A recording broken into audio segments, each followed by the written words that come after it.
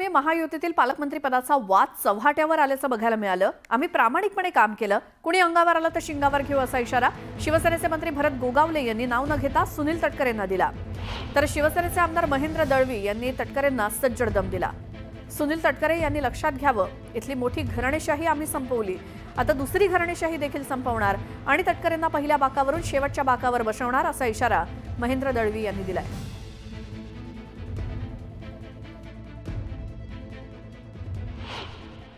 भरत शेठ का नको तर पालकमंत्रीच्या शर्यतीत आहे म्हणून, आणि महेंद्र दळवी का नको तर तिकडं घारे निवडून यायला पाहिजे म्हणून। म्हणजे ह्या काही सेटलमेंट होत नाहीत ना। इकडे जैन भाईंची सेटलमेंट केली दळवीला पाडण्यासाठी, आणि आम्हाला केलं की भरत शेठ निवडून आले, मंत्री झाले का पालकमंत्रीची दावा करतील म्हणून आमच्यासाठी। आणि तिकडं समजा तो लढाई आपली चालू होती थोरवे आणि त्यांची, तो भाग आम्ही बाजूला ठेवतो। पण किती माणसांनी वाईट कृत्य करावं ह्याला सीमा आहे, आणि म्हणून आम्ही सांगितलं जर आमची त्यांनी चूक दाखवली, त्यांच्या निवडणुकीला जर आम्ही काय केलं असेल तर आम्ही सांगितलं ना आम्ही दोन बापाचे होऊ, नाहीतर आम्ही त्यांनी दाखवावं। आमदारकी सहित मंत्रिपदाचा राजीनामा सुद्धा आम्ही पुरत एकदा सांगतोय।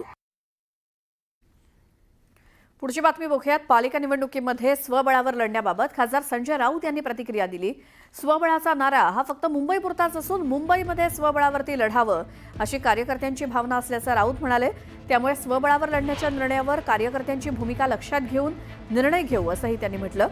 शिवसेनेची मुंबईवरती पकड आहे, मात्र सर्वच ठिकाणी काही स्वबळावरती लढावं असं होणार नाही असं संजय राऊत म्हणाले। शिवसेनेनं सातत्यानं इथे मुंबईवरती आपली सत्ता, आपली पकड ठेवलेली आहे, आणि ती तशीच ठेवायची असेल तर कार्यकर्त्यांचं आमच्या म्हणणं आहे की आपण स्वबळावर जायला पाहिजे, आणि त्या कार्यकर्त्यांच्या भावना शिवसेना पक्षप्रमुखांनी व्यक्त केलेल्या आहेत। पण ही परिस्थिती इतर शहरामध्ये किंवा जिल्ह्यामध्ये असेल का, त्याच्याविषयी आता साशंकता। तिकडे मराठा आरक्षणासाठी मनोज जरांगे पाटील पुन्हा एकदा उपोषणाला बसलेत। यावेळी जरांगेंनी सरकारशी चर्चा करायला हवी, यातून नक्कीच काहीतरी मार्ग निघेल असं आवाहन उदय सामंत यांनी केलं। मराठ्यांना आरक्षण देण्यासाठी सरकार प्रयत्नशील आहेच, मात्र ओबीसींच्या आरक्षणाला धक्का न लावता आरक्षण देण्याचा प्रयत्न आहे असं देखील सामंत म्हणाले। जे जे काही मराठा समाजाला द्यावं लागेल ओबीसीचं न हिरावून घेता, कारण शेवटी ओबीसी समाजाला जे आरक्षण दिलेलं आहे किंवा जो न्याय दिलेला आहे त्यांच्यावर देखील अन्याय होणार नाही, ही देखील शासनाची जबाबदारी आहे। पण मराठा समाजाला आरक्षण देण्याची भूमिका मागच्या सरकारनं शिंदे साहेबांच्या नेतृत्वाखाली घेतली, ते आरक्षणातून टिकलेलं आहे। आणि म्हणून आपल्या माध्यमातून मनोजजींना मला विनंती करायची की संवाद करण्याचा देखील निर्णय कधीतरी झाला पाहिजे। सरकारबरोबर त्यांनी बोललं पाहिजे, त्यांचे जे काही गैरसमज असतील ते आम्ही दूर करू, आमचे गैरसमज ते दूर करतील। मराठा आरक्षणासाठी मनोज जरांगे पाटील यांचं अंतरवाली सराटीमध्ये उपोषण सुरू झालंय। दरम्यान सरकारनं चर्चेसाठी त्यांचं शिष्टमंडळ पाठवावं असं वक्तव्य जरांगेंनी केलं। मुख्यमंत्री देवेंद्र फडणवीस हे मराठ्यांना आरक्षण देणार आहेत की नाही हे सगळ्यांना कळणं गरजेचं आहे।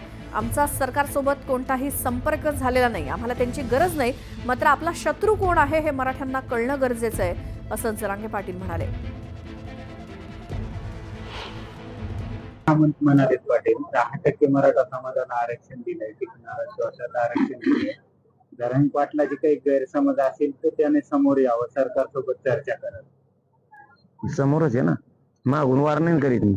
10% न मागितल्याला दिलं म्हणजे पाटील कंदील खूपच न म्हणते, वार नाही करीत, समोरच त्याला समोरच या कोण कोण या मग वार नाही देऊन 10% टाकलं वार नाही करीत। दुसरीकडे ओबीसी आंदोलक नवनाथ वाघमारे यांनी जरांगेंवरती टीका केली। मनोज जरांगे हे स्वतःचं अस्तित्व टिकवण्यासाठी लढतायत असं नवनाथ वाघमारे म्हणाले।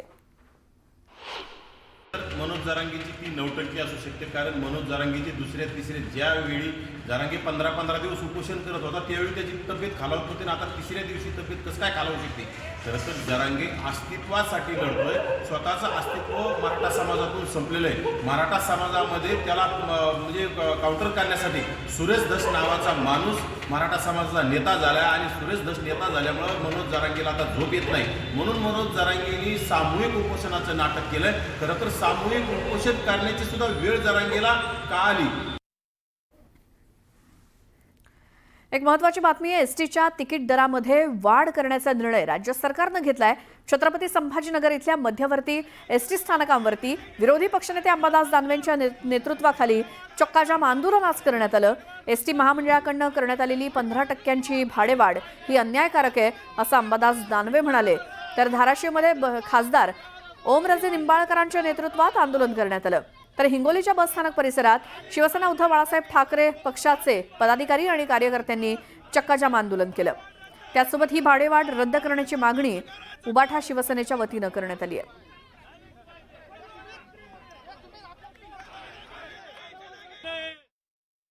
%15 भाववाढ भाडेवाढ ही अतिशय एकाच फटक्यात 15% भाडेवाढ कधी होत नसते. 2-5% पण एसटी सांगते ना प्रॉफिटमध्ये. आज बाकीच्या ठिकाणी द्यायला सरकार वेगवेगळ्या ठिकाणी वाटतंय, वेगवेगळ्या पद्धतीनं प्रलोभनं दाखवतोय. आणि मग एसटीसाठी का सर्वसामान्य माणूसच एसटीनं प्रवास करतो ना. याच्यात काय मोठे उद्योजक प्रवास करतात, मोठे अधिकारी प्रवास करतात, सर्वसामान्य माणूस या एसटीनं प्रवास करतो. आणि म्हणून त्याला भाडेवाढ त्याला सोसणारी नाहीये आणि म्हणून ही भाडेवाढ रद्द केली पाहिजे. आज बाकीच्या योजना, बाकीचा वायफळ खर्च तुम्ही करताय, जाहिरातीवर खर्च करताय, वेगवेगळ्या ठिकाणी खर्च करता. मला असं वाटतं एसटीची भाडेवाढ रद्द करणं हे योग्य होईल. पुण्यामध्ये ठाकरे गटाची एक बैठक पार पडली. मात्र या बैठकीत नाराजी नाट्य बघायला मिळालं. संजय राऊत, सचिन अहिर यांच्या अध्यक्षतेखाली ही बैठक सुरू असताना माजी आमदार चंद्रकांत मोकाटे बैठकीतनं निघून गेले. ठाकरे गटाच्या नेत्या सुषमा अंधारे बैठकीला येता चंद्रकांत मोकाटेंनी बैठकीतून काढता पाय घेतला. त्यामुळे ठाकरे गटात नाराजी असल्याच्या चर्चा सुरू झाल्या.